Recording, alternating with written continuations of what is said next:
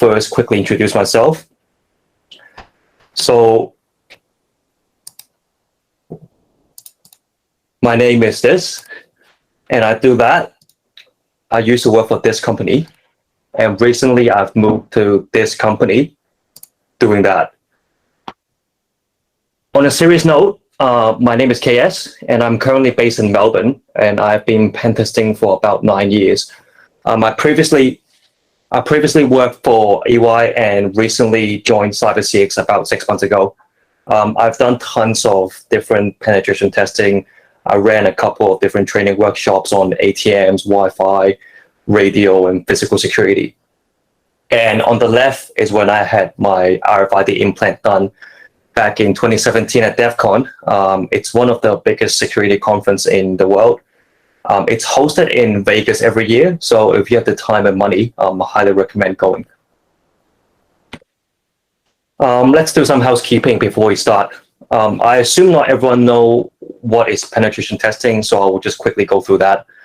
I will also walk you through exactly how I got into this industry and what my typical day is like. I will go through the good, the bad, and the ugly. And if you're still interested, then towards the end, if I didn't bore you too much, we'll have some quick Q&A sessions, and hopefully I can answer all your questions. So what is pen testing? If you have never heard of it, it is not what you think. The term doesn't even make me laugh anymore. Penetration testing is basically authorized adversary simulation. The client gave us permission to hack a target. It could be a website, it could be a mobile app, it could be a corporate network. And then we expose their weaknesses and vulnerabilities and write a detailed report with recommendations. So they can close the gaps, close the weaknesses, so they won't be hacked by legitimate hackers. This is essentially what pen testing is. So we're testing existing controls. But why are we doing it? Why can't people just build secure software and applications? Because developers are lazy? No, I'm just kidding. It's because developers are usually on a strict timeline, and they would usually have time to just focus on getting things working rather than making it secure. At the end of the day, security doesn't generate revenue, and a lot of times developers doesn't even have the expertise to know what is a security control. This is why we're here today. This is why we do pen tests. The best defense starts with knowing your weaknesses. Let's go back to how I got started. Since I was a kid, I love breaking things. I love taking things apart. I might not be able to put it back together, but I enjoy knowing how stuff works. Then I quickly fell in love with computers and technology. And in high school, I got my first ever laptop. I spent so much time on it. I managed to hack the school's administrator password for all the laptops. I told a couple of my friends the password, and they started deleting teachers' hard drives and students' homework. And then I got suspended. I still don't really know why I got suspended, but the past is the past. But then after the 2-week suspension, I got back as the high school security expert. So the school suspended me and then wanted me to help them back right after the suspension. I mean, being a teacher's pet at the time, I said yes. And of course, I did an IT degree at uni. At the second year of my degree, I applied for internship at EY, as EY was the only place to offer a security role. I knew I definitely wanted to get into that. So during my interview, I brought a DIY Wi-Fi hacking device. The manager asked me what it is, and I said, "I'm capturing your home's Wi-Fi password right now." He laughed, and I immediately knew I got the job. And I've worked there for about 8 years ever since. So this is how I went from being a complete noob to being this guy. By the way, this is a scene from Mr. Robot. If you haven't seen it, it's the closest thing to what a real hacker actually does. It's highly recommended. Since then, I've been working in the industry for about 9 years. So on a typical day, you meet the client, understand what they need so we can scope the work. Once the work has been finalized, we do the work. Basically means we just hack the company. Most of the time, It might be a website, a mobile app, or their network infrastructure. They're the bread and butter in IT security. Once the work is done, we then start the reporting phase, which is the most annoying part of the job, but yet it's the most important, since it's the only deliverable to the client. We send a report and wait for the client to come back with questions. Most of the time, they will come back if they actually care, and we'll organize another meeting to go through with them. This is pretty standard, typical work day for most pen testers. But you might think, okay, it sounds kind of boring. It is, but it can still be exciting hacking like a simple website. But I guess I'm assuming that's not why you guys are here. If you're looking for some like Ocean's 11 or Mission Impossible scenarios, this is it. Every now and then you do get some pretty cool projects. Currently, I'm testing some next generation ATMs, and in a couple of weeks, I'll be testing some smart road signs. So now I'm just going to go through a couple of my couple of like cool projects I've done throughout the years. Let's start with ATM. As I mentioned before, I'm testing ATM right now, but that's because I've tested it before and I was able to get cash out within a couple of minutes. I wouldn't bore you with the details, but basically I was able to pick the lock of an ATM, get access to the PC, do some hackery things, then I got cash within about 5 to 6 minutes. I've done this about half a dozen times on different ATMs now. So it doesn't even excite me as much. I was sent to Malaysia and Singapore twice to basically hack ATM, so I'm kind of the ATM expert at this point. I also do physical pen tests, usually on water and power plants.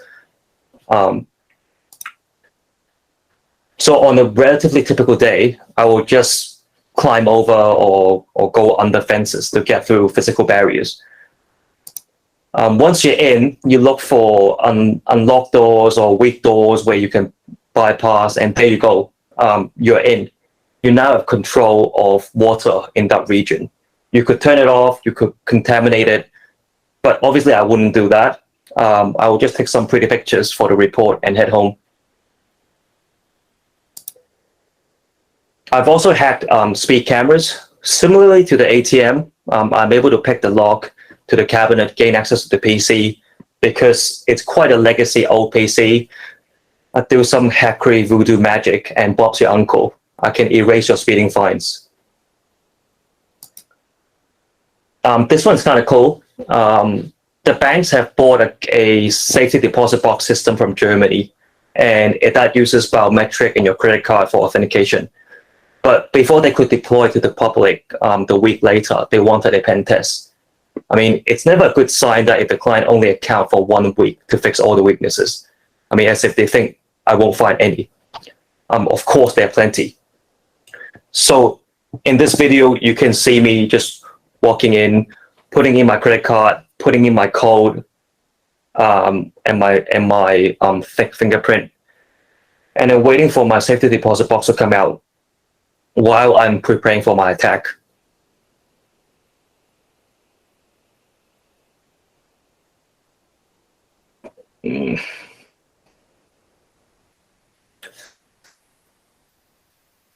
So here is the safety deposit box. You still need a key to open it. And then inside is my precious bunny. So once I'm done with that, I send the safety deposit box back to the safe and started gaining access to the back panel. It's a relatively simple lock. As you can see in this, it takes me about 3 seconds to get it open. And it's open. Once it's open, I basically put in my own implant, trying to connect that to my laptop with like a network cable.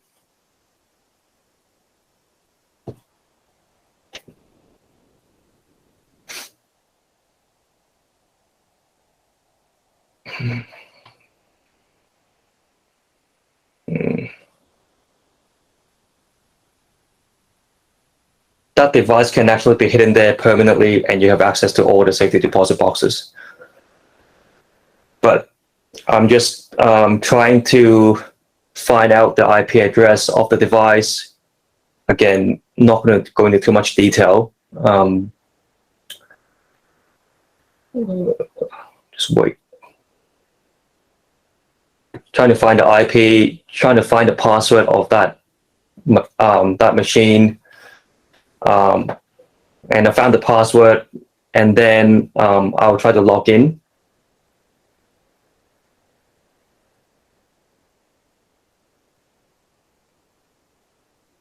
And once I'm logged in, I have access to the software that controls all the safety deposit boxes. So I can get any of the boxes out. Okay, so this is the final example I'm going to give, cruise ship.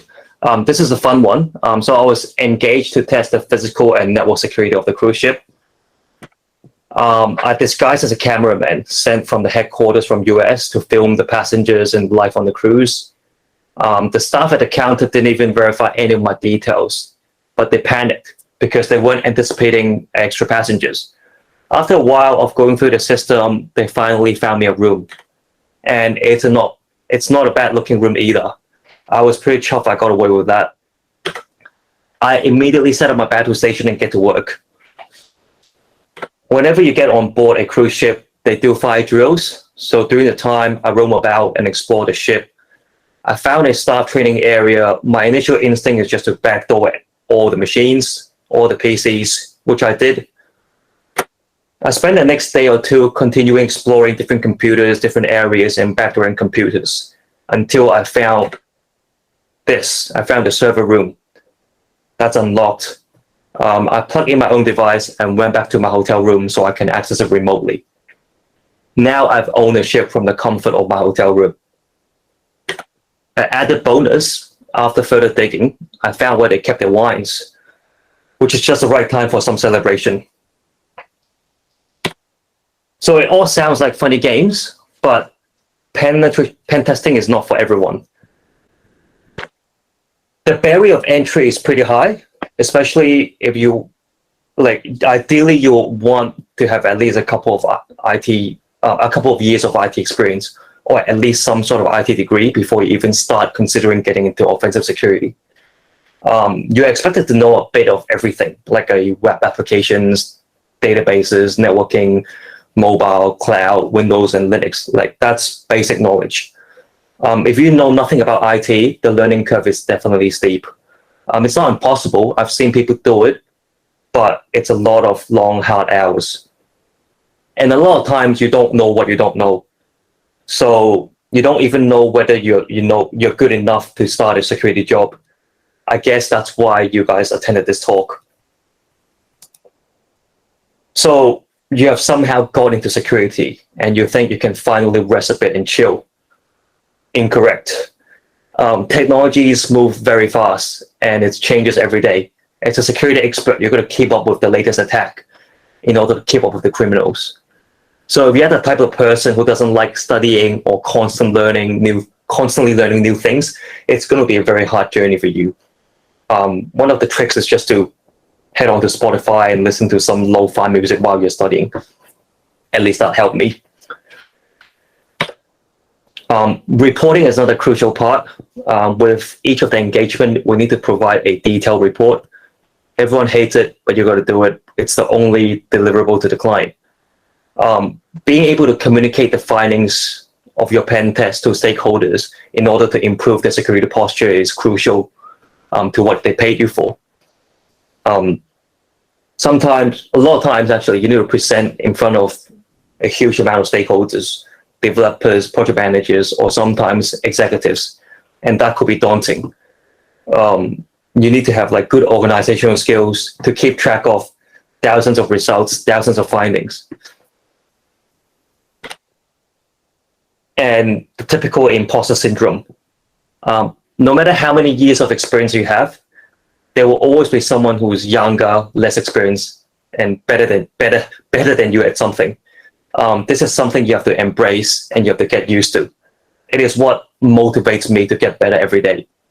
I always felt like most people are better than me, until I realized I actually know a lot more when I'm teaching the juniors. I'm surprised by the things that they don't know. I expect that's just common knowledge, but it's not.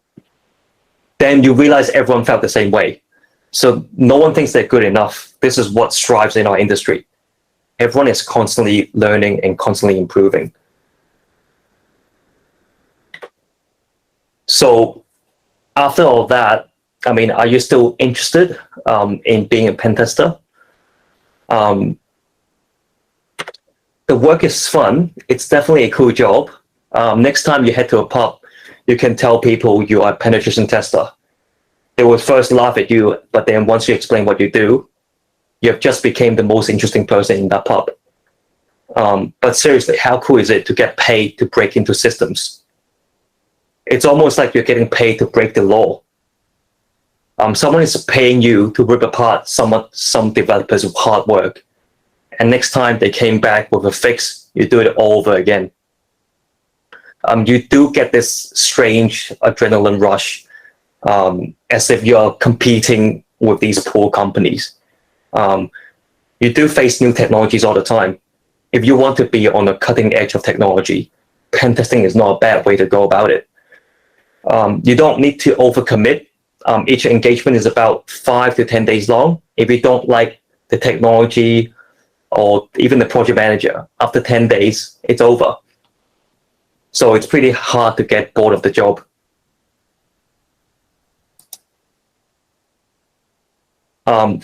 Remember the first time you were able to ride a bike or learn how to swim?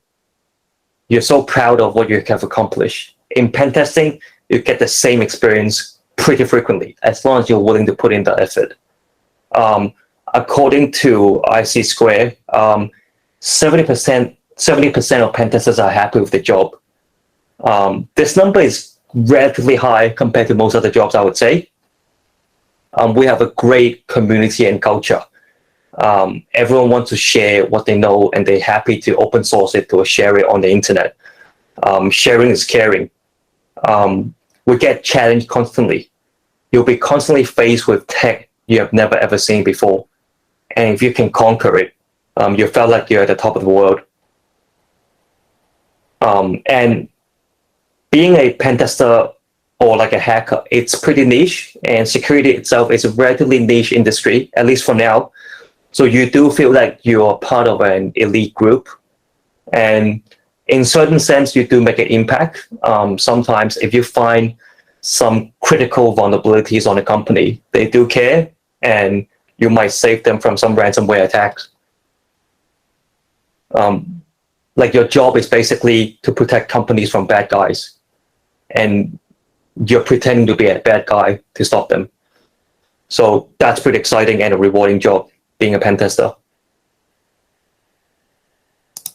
And of course, everyone knows now it kind of pays well, but really money shouldn't be the only reason you get into security.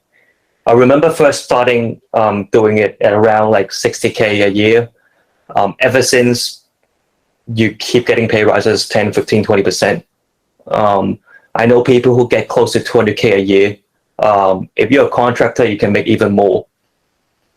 And you can still get paid like a traditional career progression, even if you want to remain technical. If you say, I don't want to manage people, I don't want to be a manager, you can still make a good amount.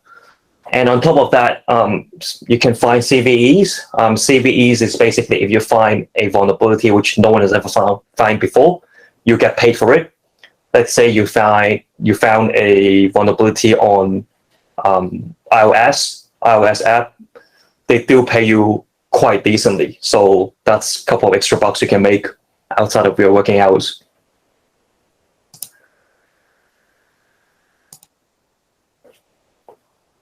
And job security. With the increasing demand of like pen testers, like job security is basically given. According to a study in 2017, there's expected to be 1.8 million jobs in 2022. This is way beyond what they were expecting like a couple of years ago. Security has always been in high demand. company has been constantly hiring since I started in the industry. If you're good and experienced, you're basically irreplaceable. And the best part is that there are a lot of people who aren't that talented who are still in the industry. And if you give some effort and know what you're doing, you'll pretty much always have a job. According to some study, there's 0% of unemployment in cybersecurity. I'll believe it, but I'm not 100% sure if that's correct. There's always some bad apples. And the opportunities in this field are just endless. You can transition into basically any role from being in security. Given because we're in such a small group, at least for now, maybe in 5 years, who knows? And the best part about working with computers is that you can work anywhere. There are a lot of people who choose to work from home, whether it's because they got a family to take care of, or they live too far from the office, or they just simply concentrate better by themselves. It's totally up to you. And once you have enough experience and good at your job, for normal projects, you're probably only going to spend like 4 or 5 hours a day working. And the rest of the time, you're just chilling. It's a relatively chill job. I meant chilling as in researching on Reddit the rest of the time. So is it for you? If you have great passion about technology and security and dedication and discipline, and it's definitely for you, you need to love the job. You can't be complacent and think what you know is enough. If you don't love what you do, it's hard to keep researching and learning something you don't enjoy. Sometimes when I'm in the zone hacking, time flies. I've sat on my chair on my desk once with no food and water for about like 30 hours just to try to hack a box. A lot of times we're also given very little time to hack a system compared to an actual hacker with infinite time and resources. So you have to think outside the box to speed up the process. At the end of the day, we're hackers. We're doing things we're not supposed to do. So you have got to be able to think outside the box. And as I mentioned before, you also have to be a good communicator. No matter how technical you are, you have to write the report and you have to present to stakeholders about your findings. And this basically happens on a weekly basis. And a lot of times when we're hacking, we're facing the unknown. So you're expected to fail. And you will fail many times. And the best hackers are the ones who are not afraid to fail and keep trying it when they fail. If you get fed up after 2 or 3 attempts at something, this is probably not for you.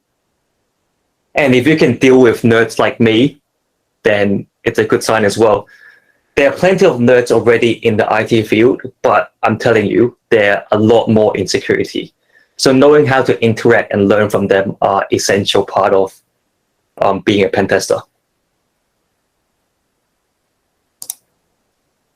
So if your answer is yes to all those questions, come and join us. It's definitely an emerging and exciting world, and it's never too late to start. At my current company, I've got like 40-year-olds like applying at a grad position, and they're enjoying it. It's never too late. And you would say, well, how do I actually start? Nowadays, I mean, there are tremendous amount of resources on the internet to learn about security compared to when I first started 9 years ago. There are basically no excuse for not knowing where to look. There are always some kind of like local group workshops or local meetups you can learn from. Plenty of free or even pretty cheap online training. Pentest Academy, Hack the Box, or even Hack5 on YouTube. And plenty of relatively cheap certifications like Security Plus or like Pentest Academy. If you can spend about $1,000 and do your OSCP, you're pretty much guaranteed a job after you're certified. I do wish to see some of you in the industry in the future. And that's the end of my presentation. Thank you. We'll have some questions. Hi, Keesing. We actually have some questions in the activities tab at the bottom right. Okay. Yep. Yep. Activities and Q&A. Yeah, I There can are a see. few Yep. questions inside. If you could have a look. Okay. Yep. Okay, let me start from the top. Okay, is Wireshark a security tool? Wireshark definitely is. Wireshark, for anyone who doesn't know, it's a packet capture and analyzing tool. We use that. We don't use that very often. It's more like a CTF situation. You will use it, but if you're dealing with some unknown protocol or if you're troubleshooting networks, we do use Wireshark. And as a pen tester, you're expected to know it quite well. I hope that answered your question, James. Another James question. Okay, what is DevSecOps? So DevSecOps is mainly about the development lifecycle in security. So it's integrating security into the SDLC or like the current like CI/CD pipeline. So like if you're interested in DevSecOps, the role would usually be called like security engineer. It basically means you'll be writing script, you'll be automating security, you'll be doing code review, you'll be doing a bit of pen testing, a bit of cloud review, a bit of code review. You'll be doing a bit of everything. So if that's your jam, like DevSecOps is definitely a thing. And it's a lot of companies are actually looking for security engineers right now, given that they basically want unicorns. Okay, another James question. What certification, tools, or language you need to learn to become cybersecurity? As I mentioned before, OSCP is a very good one, but that's more specific to becoming a pen tester. In terms of tools, Burp Suite is extremely popular when you are doing testing on web apps. Language, I mean, you got to know a bit of everything, like typically, of course, like Python, Java, C#. I wouldn't say you need to be an excellent programmer. I'm not an excellent programmer, but I can read code quickly and quite well. I can quickly write some PowerShell or Bash scripts. And I mean, let me go back to tools. There are like a couple more tools like Burp and Nmap.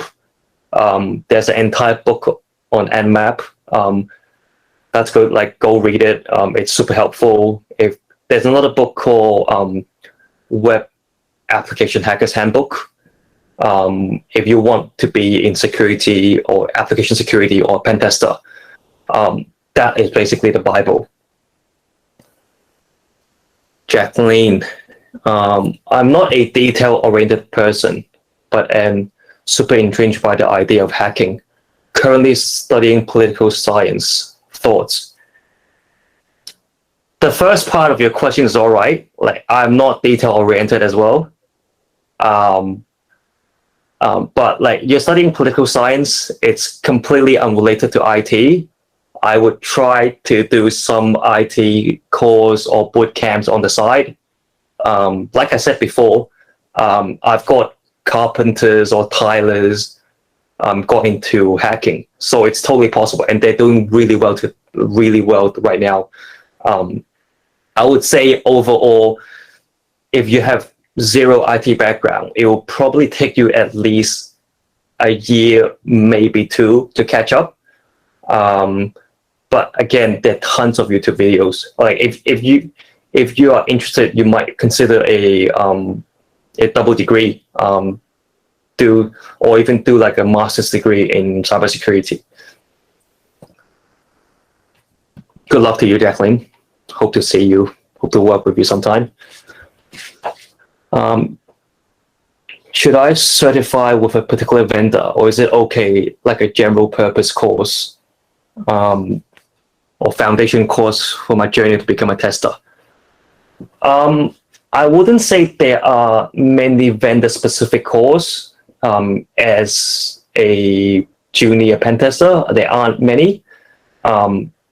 I'm assuming you're talking about like maybe Cisco courses or VMware or Amazon Azure.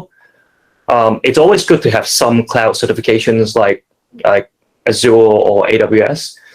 Just pick one of them, but they are not really security oriented. So I would focus on things like OSCP, like offensive security, or Pentest Academy, or like if they are too hard, just do Burp Academy. Burp Academy is basically teaching you how to hack a website. The course itself is free online, but to get certified, I think you pay about like 50 or 60 Aussie and you'll be certified. And it's a pretty good start. Like if you have that on your CV, at least it shows that you're putting in some effort and you care and you do enjoy it.